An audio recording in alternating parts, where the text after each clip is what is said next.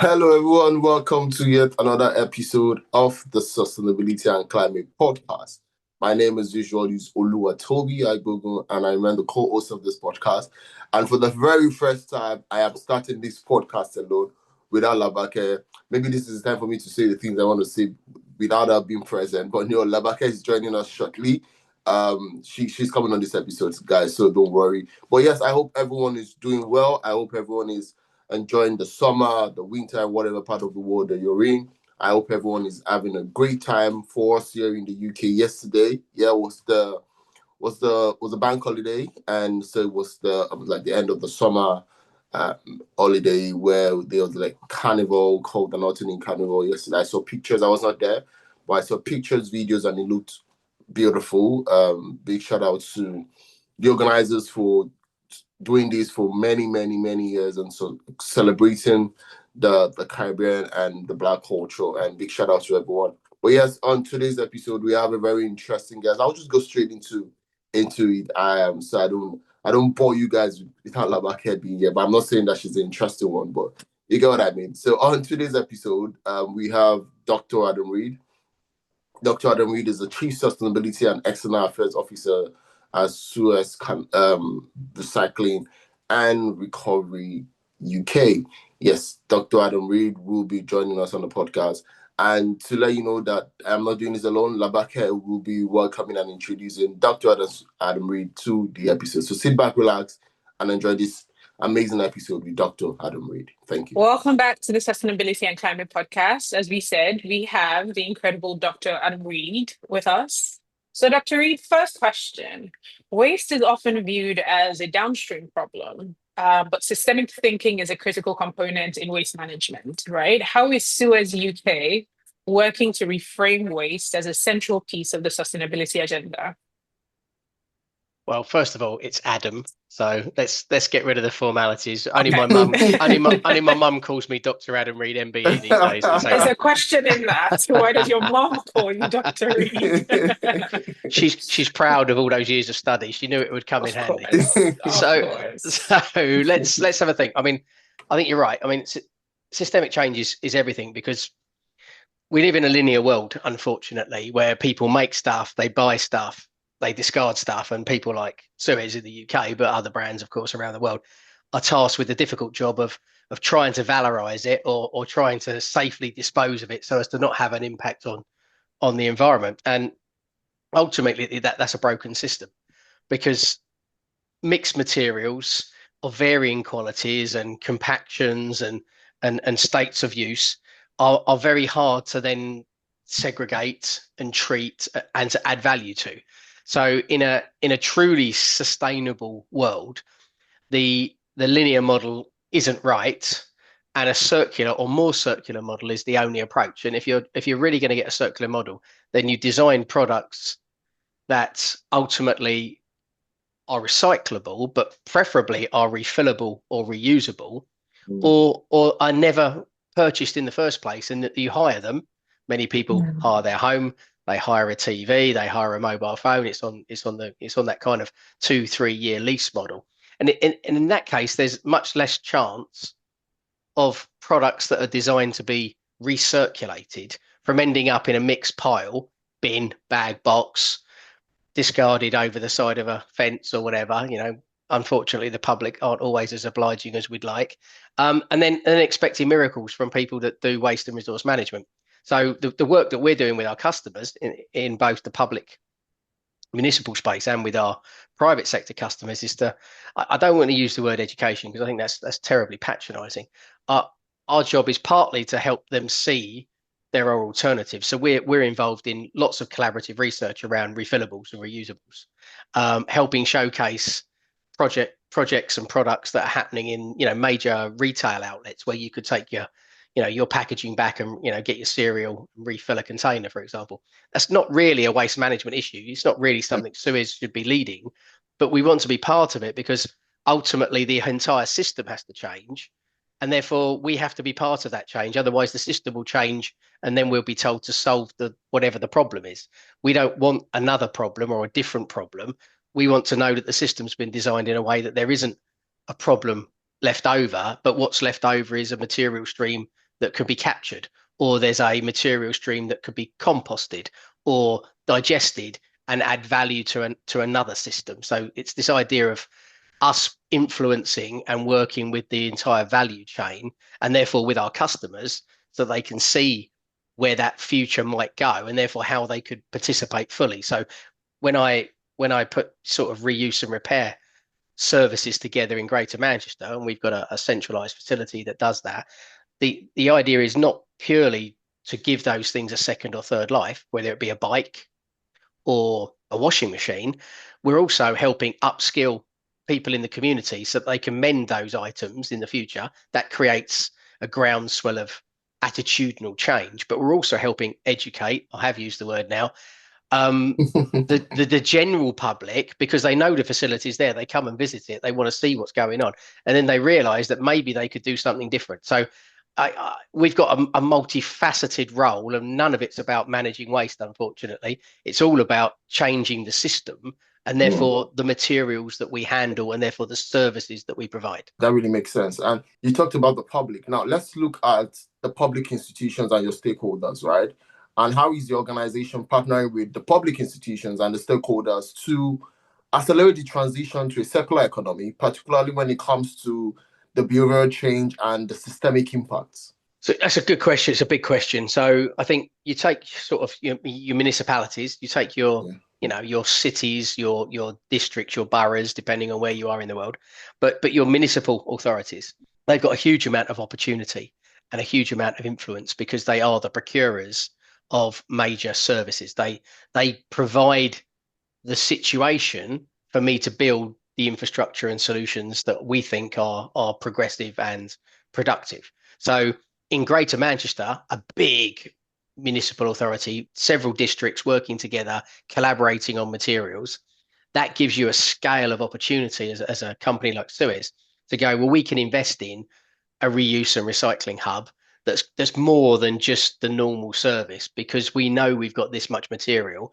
but we also know we've got that many potential buyers of the second and third hand materials that we are cleaning, repairing and upcycling. And so when you can get municipalities collaborating and recognizing their value and their influence to procure long-term scalable solutions, that creates the platform that means we can then do almost the art of the possible. When you've got lots of local small scale 1 year 2 year solutions, it's impossible to invest, it's impossible to transition, it's impossible to break the more linear traditional approach, because it takes much longer than that to get the return on investment. It takes much longer than that to get the attitudinal behavioral change of the consumers.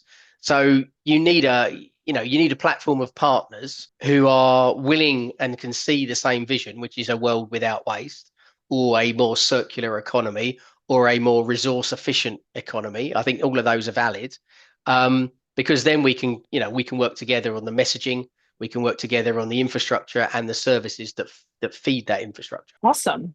Part of that is policy, right? And part of the work that you do is involved in helping to shape UK waste and resource policy. What recent or upcoming legislation do you believe will be the most impactful, and how has SUEZ worked to influence the policy landscape? These are good questions, aren't they? You two have done your homework. Okay, so yes, I mean, my day job is Director of External Affairs. I'm also Head of Sustainability and Head of Communications. So I've got a nice portfolio of opportunity. I like to think of myself as a nudger. I'm an influencer, but in a technical kind of world. So you don't find me on TikTok, but you will find me on social media. But I target policymakers, NGOs, non-government organisations who have influence in their own right, and the other technical working groups. They're my target, and my job is to sit on those groups, be part of the conversations that help bring a real world perspective on evolution, innovation, and delivery. Because a lot of policy sounds good on a piece of paper, or looks great when you look at the European Union and their circular economy process. But when you go, how do you deliver that in the UK? We've got a different tax regime, we've got a different land land use framework. We've got a different economic cost for labour. Actually, what looked great, over the ocean maybe doesn't work quite so well here. My job is to help understand those nuances, but also then come back with the idea, but that lever, that trigger point could enable significant investment, because that's how we would respond as a business that wants to progress. So I think you look at it and you go, I love spending time in Westminster, Houses of Parliament, House of Lords, talking to, lots of newly elected MPs as well, trying to get them up to speed, because there's lots of political decision making going to be taken over the next 2 or 3 years that are going to impact circular economy, waste management, resource management. And so, there's nothing better than having a cup of coffee and talking about consistent collections from every household in the country, so that all materials, no matter where you live or work, it's the same. You don't have to think, where am I? What day of the week is it? Oh, no, I've got it wrong. I put it in the wrong bag or box. So I think it's really important that we help the political elected representatives in the UK now to understand their role, and to ensure that they don't undo lots of the progress that's been made over the last 5 or 6 years, even though we've had a big change in national government colour from Conservative to Labour in the last 12 months. So your question, though, to come back to, is what's the most important piece of legislation happening to our sector, and the one that we've been heavily involved in? And I guess I'm gonna go for extended producer responsibility, which sounds like a really technical term for a lot of people, but it basically means the producers of products are responsible for the costs of managing those products once they've gone through the consumer. So if you produce a complicated piece of packaging, take I'm going to use a waxy carton Tetra Pak as an example. It's a much more complicated piece of packaging than, say, an aluminium can. Now, an aluminium can, most of the public know they can put it in the recycling bin. It comes to my plant. I hit it with an eddy current, and it bounces off, and I get 99% capture of all the aluminium cans. It's a very simple system. It's a relatively cheap system as well. So aluminium cans, you would argue, are not the most polluting of product types. You take a waxy carton. Is it paper? Is it cardboard? Is it flat? Is it 3D? Because they get sorted very differently through my sorting facilities. Does my mum, as the average consumer in the UK, does she know that it's in the paper box or in the plastics box, or does it go in the card box, or does she not know and then put it in the rubbish box? So I think there's a much more complex system around waxy cartons, which is why their recycling rates are lower in the UK.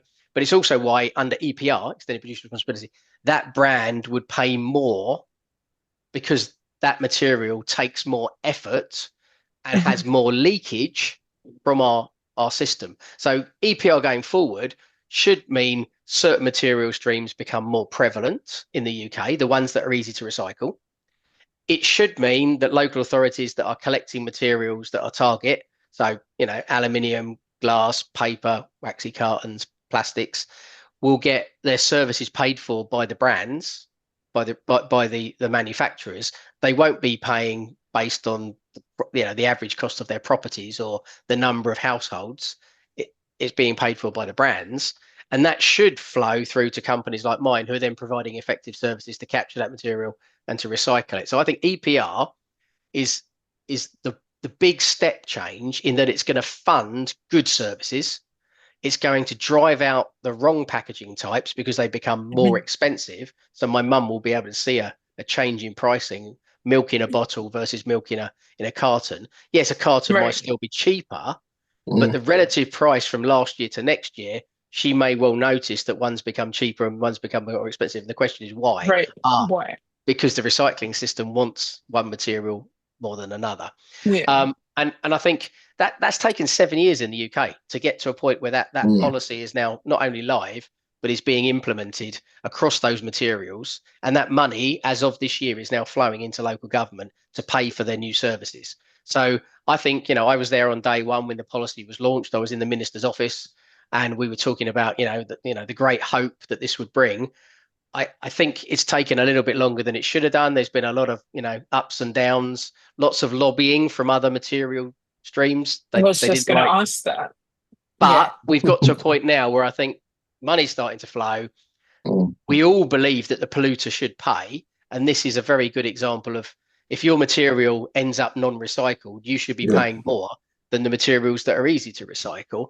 And what it will do when proven, it won't only be about packaging, because the next phase will be about electricals, or it's going to be about mattresses, or it's going to be about textiles. And I think producer responsibility as a fundamental principle of sustainable management is absolute essential, because the pricing point is what makes the economics work. So if something is too cheap, you think you buy, you can buy products that have been manufactured, somewhere in the world, and we haven't paid the full cost of all of the externalities associated with that, then ultimately people are going to keep buying the wrong things. If the products have true costing, and that could be carbon costs, it could be EPR costs, and the list goes on, then it starts to become easier for me as a consumer to recognize that I'm buying a good product that's built to be reused or refilled, because they'd have a lower tax point. Or if I want to buy that brand because I love that brand, then I'm paying the premium because they're not a brand that does high recycling, for example. So I think EPR and its ability to expand into lots of other material streams is a really fundamental part of this transition to more circular solutions. That's my next question. You just said something and you're closing to that question, which really makes sense to me in terms of consumers knowing that if this one is recycled, you paid the X amount of money. And I think for me that is where awareness also comes in terms of raising awareness to let the consumers know that, hey, if you buy this one that is recycled, that you can recycle rather, this is X amount of money. And I think that will also spoil a lot of customers to go for the ones cheaper, because again, you're raising awareness, and so they also know the value of it, of it. So I think that makes sense. Now, let's talk about the Global South, right? And we know that much of the Global South, they face unique waste and infrastructure challenges, right? Based on your experience, and I will stress the word experience, how can development effort better integrate sustainable waste management solutions in emerging economies? Yeah, the questions don't get any easier, do they? So you're right. I have got experience. So before I moved to SUEZ, and I've been with SUEZ in the UK now for the last almost 8 years, looking after sort of the policy landscape. I used to be an international development consultant. So I worked at consultancies like ERM, Arcadis, and Ricardo, helping to implement both policy reform, but also to upskill local officers and local politicians around waste management issues, sustainable resource management. And I work for the World Bank, and I work for many of the UN programs who are trying to implement change in countries around the world, many of them, of course, in the South, or back then, some of them were in the East as well, because Eastern Europe had many of its own issues. And I think, so my experiences are working in Latin America, in Central America. I've worked in Southeast Asia as well. I think there's a governance issue. And I know it's easy to say that, but I honestly, I believe that you're coming into environments where, people look to the UK, they look to the West, and they go, well, how do you pay for this stuff? And we go, well, we've got taxes, and we have a governance system whereby, community good, social services, education, waste management, they're all considered community goods. So they're all funded through the tax regime to some degree. Now, that could be extended producer responsibility tax from the private sector, or consumers, or it could be classic tax that's applied to every household or every earner in a society. And when I've gone to many of these locations, I realized that the tax system doesn't quite work. There isn't enough money for basic services. And so waste management becomes, well, it's more important that everybody's got access to the internet, or it's more important that people go to school. And so waste management has constantly been underfunded. And I think when you underfund something like waste management, it's easy to get the wrong habit. So many of the countries I worked in, one of the first things you'd see as you drove towards the main city would be banks and banks of rubbish, out on the outskirts that were then being picked by locals because there was value in there, because they recognise that a tin can or an aluminium can has value if you can sell it. And so you had this huge informal economy that was growing in many locations, and they've got their own names in every geography, but they all do kind of the same thing, which is informal recycling. And none of that really is represented in the economy. So you don't really understand the true value of the material. You don't understand the cost of the system because you're not paying for it. And so when you start to go, well, I'm going to put recycling in place, and they hire someone like me to spend 3 years in and out of country helping build a recycling system, and then literally we go live, and within 6 months the entire system has collapsed because the value of the recycling box was more than the value of the weekly shop. So people were selling the recycling boxes for income, or we hadn't raised enough tax, and so very quickly the vehicle broke down, recycling wasn't collected for a week, and it ended up back in the tip. And I think all of my experience in many of these geographies comes down to not having enough tax in the system to pay for basic services, and B, not having an education program that helps build a desire for change. So in the UK, one of the reasons that we stopped dumping in landfill sites or not landfill sites in the life before landfill sites was that it was cheap. And when we stopped doing it because we realized that the impact on the water course, the impact on the land, the impact on the animals that we were feeding, and therefore the impact on our children was growing. And that's when we changed many of our environmental laws and public health laws. Now, when you try and import that into another geography, that's a very Western view. And until they've experienced it locally and they go, yeah, the water course is full of plastic bottles, we're not getting any water to our crops, the kids are having to walk 3 miles to get water, they're not going to school. Until you start really feeling the pain, there isn't really a push for the local mayor or the government to change their way. And I think that's it's easy for me to see. I think I know what the problem is, but it's really hard for me to explain how to change that until you've got that pain point and there's a willingness to change. And at the moment, every time I see a great project, and I was in places like I've been in Egypt not that long ago, still doing some great work, but most of the good projects that we did in Egypt have kind of stopped because they were pockets of activity. They weren't systemic. They weren't changing the economy. They weren't changing, the law, but they worked while there was funding. And I think that's one of my big worries about the Global South is that they seem to still expect large money from the UN or the World Bank or whoever, but then these projects don't really shift the norm. And that's usually because we're not capturing enough fundamental tax and the governance of the system is wrong. So the more we can do to help recognize that, good waste management is good for the economy, but more importantly, is good for public health, then you can start to go, now, how do we go more circular? Because actually, maybe they don't need to go down the route of big burners and landfill sites. If they could change their local processing and reprocessing into an economic system, maybe they could go more quickly to more circular and not follow the Western solution of big infrastructure, when actually we're now moving away from big infrastructure. So I think there's an opportunity for the Global South to recognise that, people are probably their key asset, and therefore good jobs, local jobs, very active economy that replicates some of that informal system that's been around forever might actually be a really positive step for more circularity. But you've got to have a value chain. There has to be the right economics. There has to be the right economics. Yeah.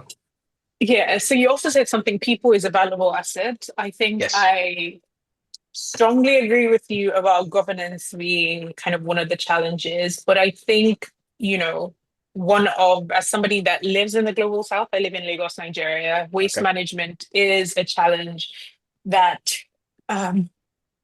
we're still working on. There's a lot more progress now than, even a few years ago. I feel like one big challenge is still the awareness and the information gap, which I would argue might be even bigger than the governance issue here, at least. And I think there needs to be a lot of work done in building knowledge and education around waste management, around kind of consumerism and circularity, all of those things, for people to really understand the life cycle of products, the later end of the product, kind of the impact on, as you said, on our ecosystem and all of these things, and how they are connected to a lot of the issues that we experience here within kind of the city and living here. And not just at the consumer level, but also I would say our officials, like those in government, Totally.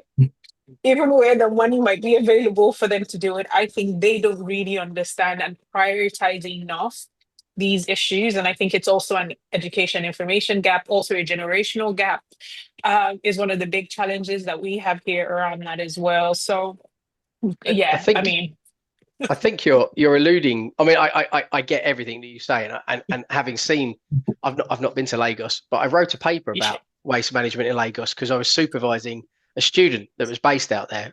She was from Interesting. Lagos originally, and yeah, the data is quite scary because it's a huge city, isn't it? And so the scale of everything is stark.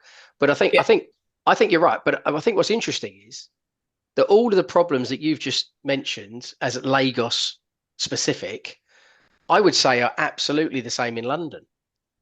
Are government officials making the right decisions? No, because there's other priorities that they're choosing to act on. Two, do the public really understand what their role is? No, because they still like to buy on Amazon, other platforms are available, and they still want it tomorrow. They don't want to wait 2 or 3 days to repair their phone. Too long, can't be bothered. So I think we faced exactly the same problem. It's just perhaps our baseline is different because we've spent the last 30 years making recycling the norm. More people are doing it, by habit than anything else. But I think your problems are uniform actually across the world because Interesting. politicians make political decisions that aren't always well informed, and the public are never as fully aware as they should be of their potential impact or Mhm. opportunity to do differently, because ultimately politicians will listen to the public in most geographies, not all. In most geographies. Um, so as we know, technology is kind of one of the big solutions, should I say, to a Mm-hmm. lot of the problems and challenges that we have. And so in this space of waste management, what innovations or technologies are you kind of excited about? And how do you think they're shaping the future of sustainability, not just in the UK, but globally? So I live in a world that's all about innovation. The waste industry. I'm 30 years in waste management, and when I started, it was all about landfills. And then it Mm, became about recycling, and then we had like energy from waste plants, and now we've got this kind of portfolio approach where certain material, anaerobic digestion, we've got in-vessel composting, and you've got material specific recycling and reprocessing. So it's a much more complicated, much more innovative, much more technologically based solution, and the UK is no different from geographies all over the world. But you say to me, what's the future look like? And I think technology is key to this. And I think you can look at big infrastructure. I think around the world, you're going to see a lot more energy from waste plants because landfill is not the answer. And most people accept that. Even a controlled landfill site, it's better to burn, generate electricity or generate heat or generate cooling from the heat if you're in a hot location. Um, and to recognize that can then fuel other green development. So it's not energy from waste on its own. It's energy from waste as part of, a new industrial estate that needs a green fuel, for example, or it produces a fuel for aviation, or it produces a fuel for chemical processing. So these material streams that historically have all been put in one basket, the bin, you now go, but those plastics would be great as a feedstock for an ethanol plant or a gasifier that would produce all sorts of materials that would then be valuable in a manufacturing or chemistry plant. So I think the future of technology is about material specific technology that gives you products that the economy in growth mode is going to need. And you want them locally. You don't want to be reliant on global commodity flows for everything, because that in the UK, that's made the energy price go up. It's made the commodity prices go up. So what's happening in the Ukraine and with Russia has severely affected our ability for cost of living to be the norm. And so we've recognised that we want more materials kept on island. And to do that, you need technologies that allow you to handle specific materials. And then you think end of life batteries, ELVs, you look at the end of life vehicles, you think about electric vehicles. And if you were, mapping electric vehicles over the next 5 to 10 years, you need a whole new infrastructure to dismantle and to reuse, repair, upcycle the batteries themselves, because that's going to be a whole new economic opportunity. And you don't want to be shipping those all around the world, do you? So there's two. Number three, carbon capture. In the UK, we're investing heavily in carbon capture plants that would sit on the back end of our energy from waste or other power facilities. So it's not only a waste industry thing, but it would allow us to, capture 95%, 99% of all carbon emissions from a plant. That suddenly makes those infrastructure, those types of kit, more acceptable publicly, because my energy from waste plants are being criticised now because they generate a ton of carbon into the atmosphere for every ton of carbon that they manage as a waste stream. In the future, they'll be carbon neutral or even carbon positive, and that will keep them alive as long-term end disposal points in a system that's becoming more circular. You're still going to have some materials that need an alternative, and it won't be landfill. So carbon capture is an interesting one. Not everybody's a fan though, because it's almost like saying you can carry on producing rubbish because we've got a sticky plaster at the end. So I get that. So then I'm going to give you another technology, my last one. I think it's platforms. It's online retail, and it's not the Amazon kind of model that I want to talk about. It's the eBay and Vinted, which is a good UK one for secondhand clothes. These platforms allowing people to circulate material streams or products in a low-cost local solution means they're never a waste, which means they don't get managed, they don't have a carbon footprint, they don't have an impact. And I think some economies around the world are going to embrace the online recirculation of materials much quicker than we have in the UK. And I think we're not bad, but it could be a really good way of shortcutting lots of that other big infrastructure that you don't need because the waste isn't there. So I kind of think, EPR, as I said earlier, is going to drive certain behaviors and funding streams, but online platforms and the ability for AI to enter the debate, I think could really change the way that materials flow. And therefore you don't need to build 10 energy from waste plants, you might need 4. And therefore you wouldn't have 10 carbon capture plants, you might want 2. And suddenly that whole big downstream infrastructure starts to become I need a hub upstream where I put pods, and in each of those pods I've got somebody that repairs bikes, somebody that dismantles electrics, somebody that looks after furniture. I've got a facility over there that's doing aggregates. I've got this facility looking at batteries. That to me is a much more artisan, it's a much more people-based solution, but actually it might be the right solution because everything is kept local, materials retain their value, and things like waste, inverted commas, don't really exist in that model because the value is the supply chain. The car manufacturer wants the battery back. The coffee company wants the coffee cup back. The plastic bottle goes back to Coca-Cola or Pepsi. And suddenly you're going, the waste management company of tomorrow is just helping create loops. I'm just making stuff flow between the consumer and the producer in a much more efficient way than just managing rubbish. So I think that's partly the innovation is not just the technology of the infrastructure, it's the technology of the systems that could be groundbreaking. Yeah. Technology of the systems. It's one thing about Adam, because I'm trying not to sound like your mom or by calling you Dr. Adam, is that you love mentoring young professionals in the sector, which is a brilliant thing, and we appreciate you for that. What advice do you consistently give to early career professionals in the sustainability field, and why do you think mentorship is very vital in this space? Yeah, fantastic question, and you're right. Mentoring is very close to my heart. I'd probably say it's number 1 or number 2 of all the things I get to do in my day job. Oh, nice. The other one being lecturing at conferences, because there's nothing better than getting up on stage and showing people the art of the possible. So okay, mentoring, let's have a think. I was very lucky when I started in my career. My father was in the waste and resource management sector as well, so he kind of even though he wasn't convinced I should be in it, I think he thought I could do better, maybe, inverted commas. But he soon realised that we could make a difference. So he was proud. But we together recognised that I didn't have all the experiences I would need to go on the journey that I wanted to go on.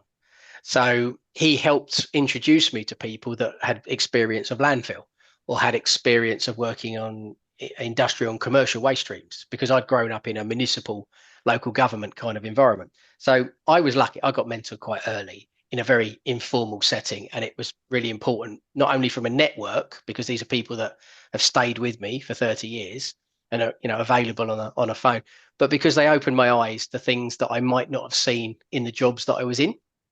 So that stuck with me. So, not long after getting my PhD and sort of, venturing into the commercial world, I started to mentor people that work for me. And then I started to mentoring wider. So the Chartered Institution of Waste Management is the professional body for waste and resource managers in the UK. They have their own networking and mentoring platform where, people that are graduates or trainee members can literally look down a list of mentees and go, he or she's got some experiences that sound kind of interesting. I'm going to have a chat with them and see whether or not we might be mentors. And so over the last, 10 or 15 years, I probably mentored, 30, 40 people maybe through that process. And usually I'm with them for a year, maybe 18 months at a point in their transition. So maybe they're looking at the next job, maybe they're looking to become a chartered professional. So I can help them with the process or give them some experience or just challenge their thinking. I'm also a mentor through the ISWA, International Solid Waste Association global platform. So over the last 5 years, I've been mentoring people in Italy, in Texas, in Sri Lanka, and that's been fascinating because I know very little about their context. So they're not looking at me as the expert to help them. They're looking at me as just somebody with years of experience who we can talk about stuff. So I can't give them answers to, why is the recycling rate in Texas so low? I don't know, but I can tell them about what happened in London 30 years ago and talk about how we've changed things. And then we start. And so I see mentoring as two-way. And this is one of my key messages. I learn probably as much as they learn from me. And I think it's really important that they keep me young, but they challenge me because they're like, why, Adam? Why? And I'm like, that's a really good question. Why are we doing it like that? And I have to think then about why. Oh, okay, that's a tax issue or that's a governance issue. We've been stuck like that because. Good question. Let's change the rules. So I think I think mentoring has been invaluable to me. I hope it's been invaluable to them. I love seeing some of them on the international circuit. You turn up to a conference and there's one of my mentees from 5 years ago speaking and you go and give them a hug afterwards and say, great job. And they're like, yeah, but you were important, or you helped challenge me at the right point when I was looking for that next job. And I think, for me, it's about creating a community. It's joining people, and many of my mentees now know each other because I've introduced them and said, well, you probably want to talk to them because they did this 2 years ago and it's fascinating what they've now done on organics in Sri Lanka. Have a chat. And I think, I like to think that I would leave the world a better place. That's kind of, I came into waste management with a very clear objective. I wanted to protect the environment. I want to leave now knowing that I've left it in better hands than mine, and that there are better people with different perspectives making the decisions that are going to, that ultimately are going to stop us from, global warming and complete carnage and chaos. And I think that's what makes me tick, and that's why I do it. And the one piece of advice I probably give all of them, because they're all very different, I say, be a yes person, not a no person. So if somebody says to you, could you speak at this event? Would you run that diagnostic? Can you have a look at these numbers for me? Then surely the answer has to be yes, and then work out how to do it. Don't go, no, I don't know how to do it, or no, I'm too busy, or no, I'm not interested, because you don't know what you don't know until you try. And if I'd have said no to those first two or three opportunities, my career wouldn't have taken off. I wouldn't be doing what I'm doing now. I wouldn't have been president of the CIWM. I wouldn't have an MBE because I would have been this guy that, was in a safe world doing the right thing, but doing it in a local way. And so my message to everybody is like, just say yes, work out how to do it later, and then ask for help. Because there are loads of people that are going to give you a hand or have done it before, who have learned the lessons. But if you don't say yes, then you don't get to meet those people. You don't get to have the conversation. You don't get to solve a difficult problem. And I think the art of problem solving is probably one of the most key skills that any of our sectors are facing as we transition to a low carbon world. Is how do you do the difficult? Well, you've got to accept that it's difficult first and foremost, haven't you? Yeah, and let me put you on the spot now. For anyone listening to this, especially this answer, and they want to be mentored by Adam, how can they reach out to you? So, well, there's two formal ways. If you're a member of CIWM, that's ciwm.org.uk, or if you're a member of the ISWA training program, so that's iswa.org.dk. I wouldn't say don't reach out to me independently. But I don't need 2 million of your followers all sending me an email next week saying, Adam, could you mentor me? Because that's going to create a little bit of a chaos in my inbox. Yeah. I've always got a bit of time, and I've always got a bit of advice. And if somebody asked me a question, I would spend the time finding the answer to them. So you can find me online. I'm very visible. Help yourself. I'm going to regret that. Great answer. I was going to say it's a very diplomatic way of not giving out your direct contact, which I fully appreciate. Yeah. So if you want to reach him, join ISWA or CIWM, or find him influencing, being a technical influencer online. I think we also got a snippet of the value of the mentorship. I took down notes. 3 key things that a challenge to me as well. Being a yes person, work out how to do it later, and ask for help. It's so interesting how a lot of us kind of have similar self-limitations. And, that's a challenge in the right direction that I appreciate as well. I think it's a fear of failure, and we're all taught, maybe not all, most of us are taught not to fail. Failure is bad. You don't want to be the one in class that gets it wrong. You don't learn anything unless you get some stuff wrong. You've got to break a few eggs to make an omelette. I just think culture today is like the fear of failure. And you've only got to look at professional sports people. Most of my analogies are about professional sports, by the way, so I'm going to introduce it. But most of the best football players, most of the best cricket players have had some failure in their journey. And that's what's made them great, is because they've learned from it and they've moved on. And I think it's easy to go, well, I'm good, I don't need to improve.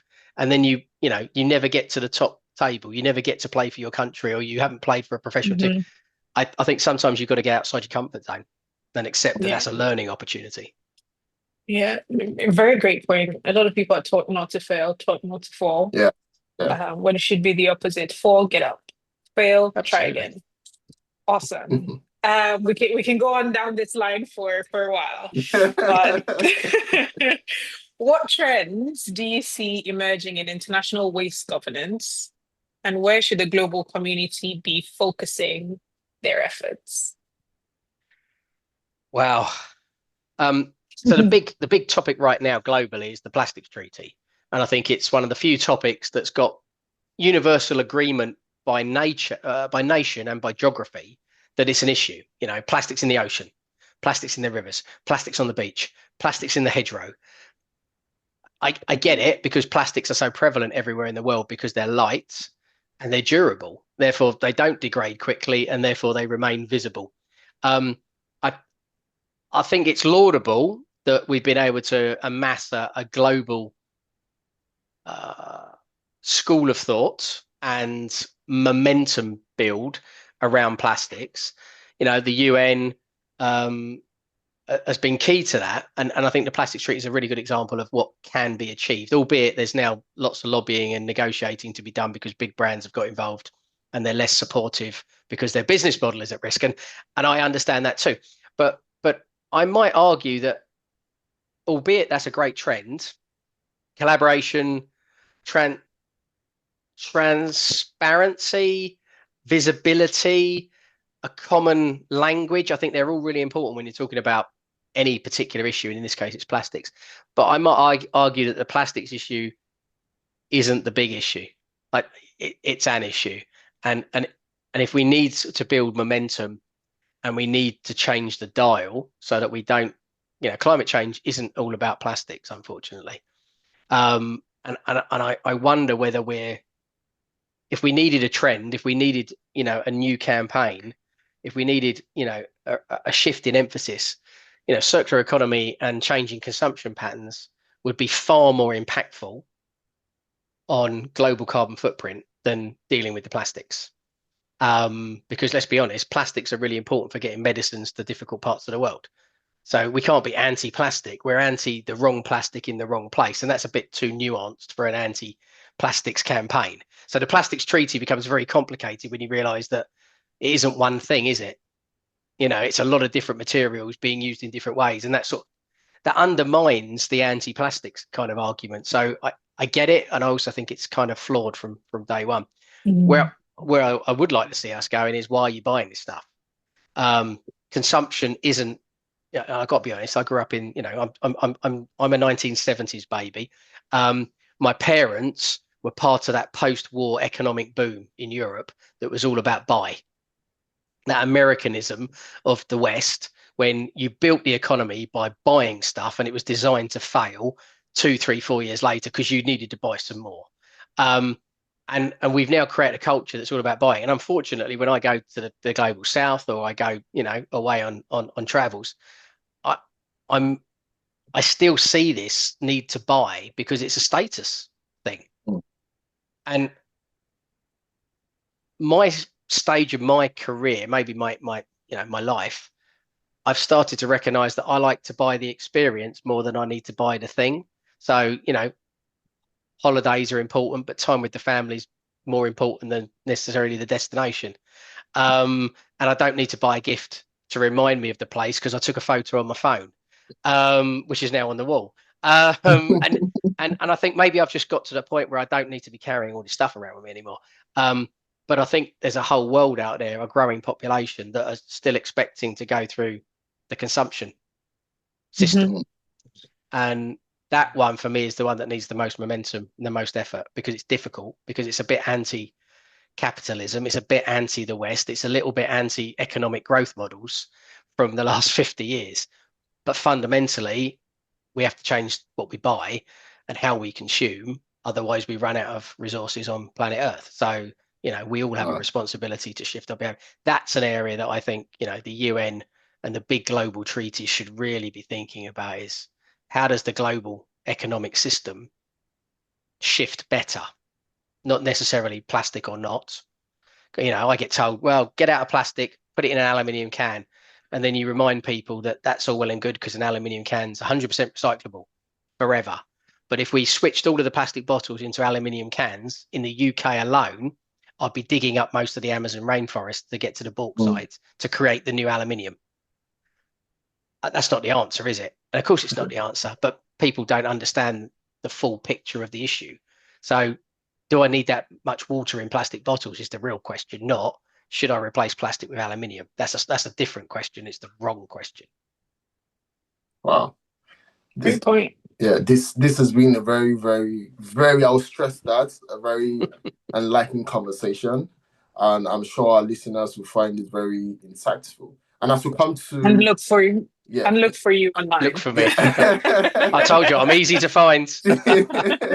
And so as we come to the end of this interesting conversation, what advice or what one bold step do you think that the policymakers or industry leaders and professionals in the sustainability space can take to help accelerate the shift towards a circular, zero-waste future? And how can we all play a role in building a more sustainable system for managing resource globally? Wow. So I've got 2 hours to answer those really tough exam questions. Yeah, this is like doing my PhD all over again. Right. So isn't it? Okay, so let's talk about big government, big business. I think there's a growing consensus that change is not just inevitable, but is needed now. Yeah. And I think you're seeing a lot of governments globally, even with the economic crises that are facing many governments, recognizing that they need to get some decisions made soon that are more sustainable. So they get the social and the environmental alongside the economic, because you can't grow the economy and kill the other two, because that's an unsustainable short-term perspective. And most nations now recognize that. Big businesses are also coming round, and I know that the big carbon footprint companies, the big energy and power companies, might be a hard nut to crack at times, but even they realize that you can't carry on just sucking resources to create your product of choice when the consumers are rapidly moving away from your product of choice because they want an electric vehicle, or they don't want a plastic bottle, or they want whatever it might be, a digital camera, not a Kodak. Who'd have thought? And I think so businesses have to accept that if they want to be a business in 5 and 10 years time, they've got to adapt. And my plea to them is, don't just adapt, be part of the solution, influence what that new system looks like, because then there's plenty of opportunity for innovation and growth by producing a different service or having a different suite of products that work with that new system, that new more circular system. Those that sit and are Luddite and are pushing back and are arguing may delay, but it's inevitable. And I think Kodak is a good example of a product, the camera space, that overnight disappeared because it didn't believe that the transition to digital was real. And I think you've only got to look at, there's product types out there across all of the spectrum of things that we buy or consume that have kind of come and gone. Mini discs, CDs, these are things that my son's got no idea when I mention a CD to him, and yet I had 10,000 of them in a room in my house up until not that long ago, because why would I listen to that?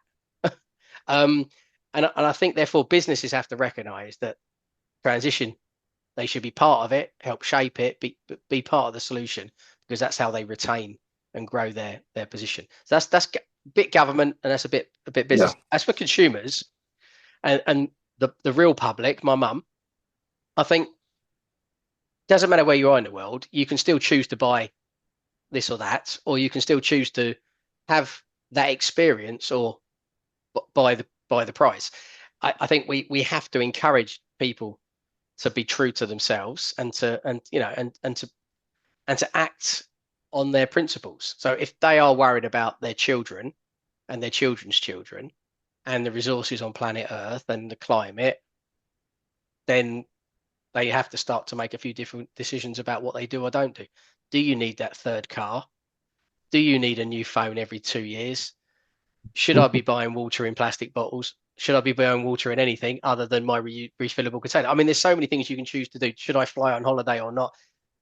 Every step, in my opinion, is a positive step, because if we can get billions of people all making a small cut, 5% cut in their carbon footprint, not only is their footprint smaller, but the pressure that puts on the big brands and politics to help facilitate change just grows exponentially.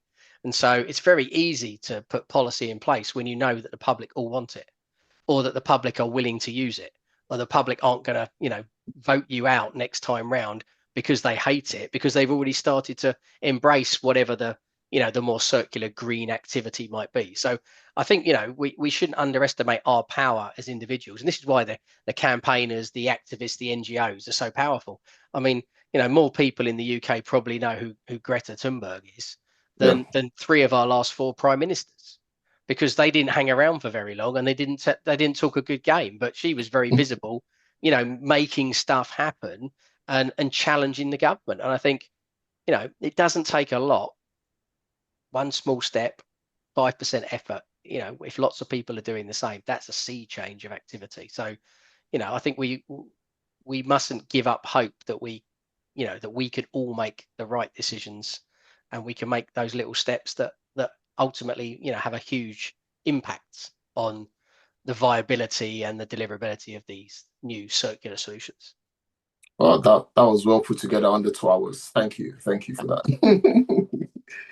Oh well, I think for me this has been a very interesting conversation, Adam, and I want to thank you for sharing your time. Because before we started recording, you mentioned that you've been away and you just got back, and now we're using your time as well for you to come on the podcast. So we appreciate that, and I want to also thank you for your passion.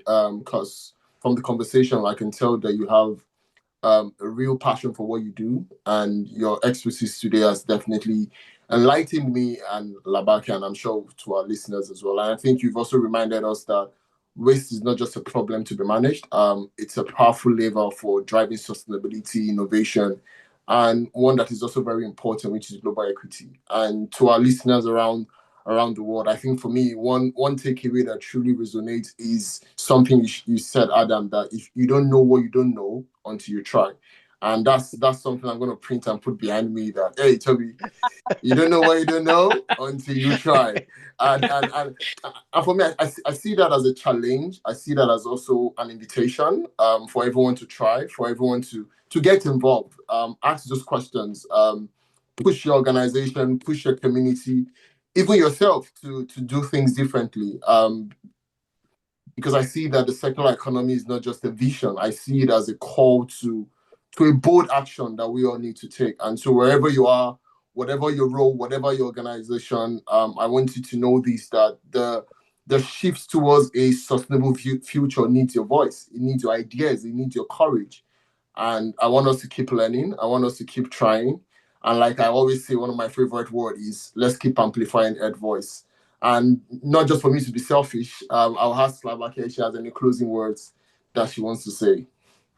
I never do, because he says it all. Because he says it all. I never do.